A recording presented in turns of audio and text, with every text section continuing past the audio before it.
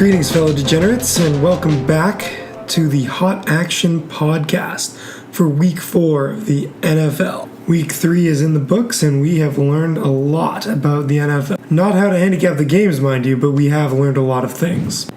Last week, our best bets went 1-4. Our pick'em picks went 7-9, and we made it through on Survivor, which is probably the only saving grace of this podcast so far. That means on the season, I've gone 7-8-1 in my best bets, 26-1 in pick'em, and I'm still through on Survivor. I want to make it perfectly clear that I'm still in Survivor. Alright, so let's talk a little bit about what happened last week. The week kicked off on Thursday night with a game that I declared would be an eye-gougingly terrible game, and it turns out to be the highest scoring Thursday night game of all time. You know, that's just my power of predictions. If I say something, it's likely to go the other way.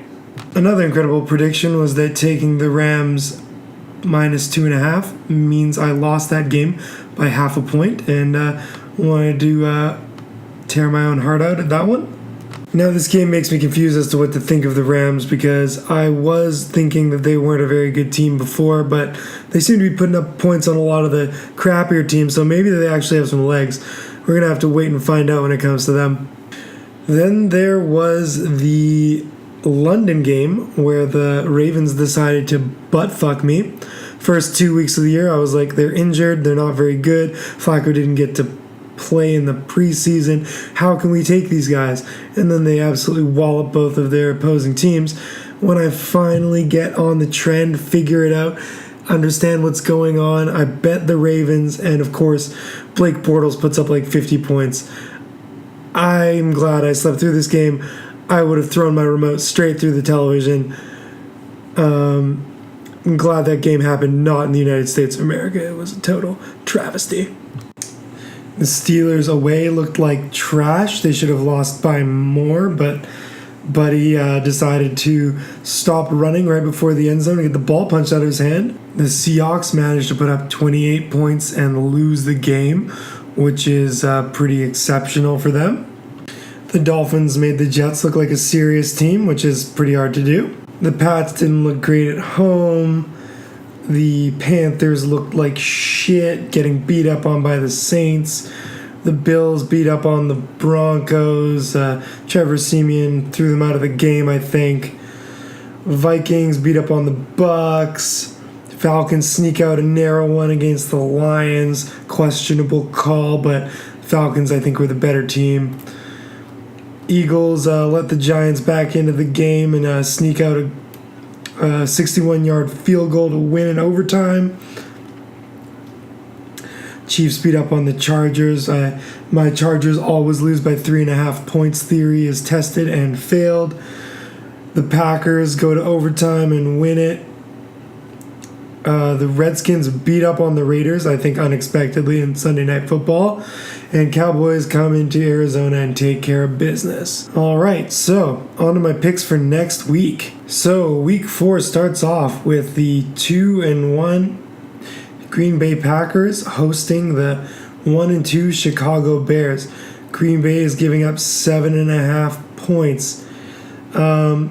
Green Bay has looked pretty good so far this season. Chicago has not looked great, but they've looked totally like two different teams, depending on whether they're home or away. And away, they are pretty bad. So I'm going to have to go with Green Bay, the favorite. Green Bay minus 7.5 is my first pick for Thursday Night Football. And up next, we have this week's London game. It's at 6:30 a.m. on the West Coast. We've got the New Orleans Saints at 1-2, visiting the official, yet not really, home team of Miami Dolphins, who are plus 2.5 points. For me, New Orleans has looked like a pretty reasonable team, and Miami has been pretty inconsistent. I'm not buying that they're the real home team. I'm taking New Orleans minus 2.5. Then in the 10 a.m. slate of games, we have the 2-1 LA Rams visiting the 2-1 Dallas Cowboys. Dallas Cowboys are giving up 8.5 points. Okay, so Dallas has looked really good so far this season, other than when they got absolutely stuffed by Denver, but Rams have been inconsistent, but on the whole, I'd say they look good. They're throwing up points like you don't believe, considering what they did last year. This line is really big. I'm just going to have to go ahead and take the points. It's just too many points to be given up.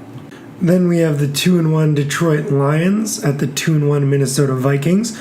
The Vikings are 1.5 point favorites. I personally think both these teams will look pretty good coming into this game. If not for some questionable officiating, Detroit could be undefeated. And Minnesota pretty unexpectedly just handled having to go to their third-string quarterback this year. So I don't know, like being that they're home and only have to give up 1.5 points, I think I'm going to take Minnesota. Minnesota minus 1.5 would be my pick. Then we have the Buffalo Bills, who are 2-1, visiting the undefeated Atlanta Falcons. Atlanta is giving up 8.5 points. Usually, I would say this is too big of a line to bet against, but Atlanta's at home and have looked like a total juggernaut this season so far. So I'm just going to have to go ahead and take the home team. Give me Atlanta minus 8.5. Then we have the Carolina Panthers visiting the New England Patriots, both teams 2-1. The Patriots are 8.5 point favorites. This is a pretty tough game because that is a big line, but I think New England's also not looked incredible so far this year like they usually are. But I'm going to go with the reputation pick, and that Carolina's look terrible. I'm going with New England minus 8.5. Then up next, we've got the 2-1 Jacksonville Jaguars versus the 1-2 New York Jets. The Jets are 3.5 point home dogs, and both these teams are coming off unexpected wins last week. I would say in the totality, Jacksonville has earned their 2-1 status, and the Jets have earned their 1-2 status. They have not looked. Neither team has looked great. I'm gonna take the home dogs here because I'm not have a strong feeling about either one of these teams. Then we have the Cincinnati Bengals, who are 0-3, visiting the identically 0-3 Cleveland Browns. Cleveland are the 3.5 point home dog. Both of these teams have looked pretty atrocious so far this year. Cincinnati finally figured out how to score a touchdown last week, though. Cleveland, I think they're right in the perfect spot to pull a win out here, and they're home dogs. Being that both these teams are winless, I feel like I've got to take the points. Then we've got the Pittsburgh Steelers, 2-1, at the Baltimore Ravens, also 2-1. The Ravens are 2.5 point home dogs. I personally don't think that the Ravens should even be dogs in this game, other than recency bias, having lost so badly to the Jags in London. But both these teams have a curse of looking terrible away and good at home. I'm going to think that this trend keeps up. I'm taking Baltimore plus 2.5. And then in our final game of Sunday morning, we have the 2-1 Tennessee Titans visiting the 1-2 Houston Texans. The Texans are plus 1.5 points. It's a divisional matchup, so I think they're going to play it close. Houston got handed a pretty tough loss to swallow last week, having the Patriots drive for a last-minute touchdown and just serve it to them. Tennessee has looked pretty good in their own rights, but I'm liking home dogs this week. I'm taking Houston plus the points. All right, in the first game of the afternoon, we have the San Francisco 49ers, 0-3, versus the 1-2 Arizona Cardinals. The Cardinals are 7.5 point favorites, which I don't think they should be 7.5 points favorites over anybody, especially a team that last week put up almost 50 points. It's a divisional matchup, so they're going to play it tight. I'm going to go with San Francisco 49ers plus 7.5. Then we have the 0-3 New York Giants at the 1-1 Tampa Bay Buccaneers. These Buccaneers team's interesting. They've both shown us that they can look great and terrible. But this Giants team really has only showed us they can be terrible, except other than when they get a few quick touchdowns against the Eagles last week. Hard to say who I like in this game. I think the Giants are ready to win one after going 0-3. Give me the Giants plus the points. Up next, we have the 2-1 Philadelphia Eagles visiting the 0-3 Chargers. The Chargers are giving up half a point. I really don't think the Chargers deserve to be 0-3. I mean, they definitely got beat all 3 times, but they could easily be 1-2 or 2-1. It's a pretty tight line. Philadelphia's proven they can win and actually look pretty good doing it. Both these teams have looked pretty frisky, so I'm taking the home team. They need the win more. Give me the Chargers minus half a point. I do not feel good about that. In the later and last afternoon game, we have the 2-1 Oakland Raiders at the 2-1 Denver Broncos. Denver's giving up 2.5 points. Both these teams have looked pretty good, honestly, by my estimation. Denver's at home and only giving up 2.5, though. Oakland, for the first time last week, looked beatable. Give me the Broncos minus 2.5. Then we have the Sunday Night Football. We have the Indianapolis Colts at 1-2 visiting the 1-2 Seattle Seahawks. The Seahawks are an astounding 13.5 point favorite. Now, if the line gets over 10, they're going to take away your sharp card if you bet against it. Seattle hasn't even looked good at all this season. And I'm saying this as a person who counts themselves as a Seattle fan.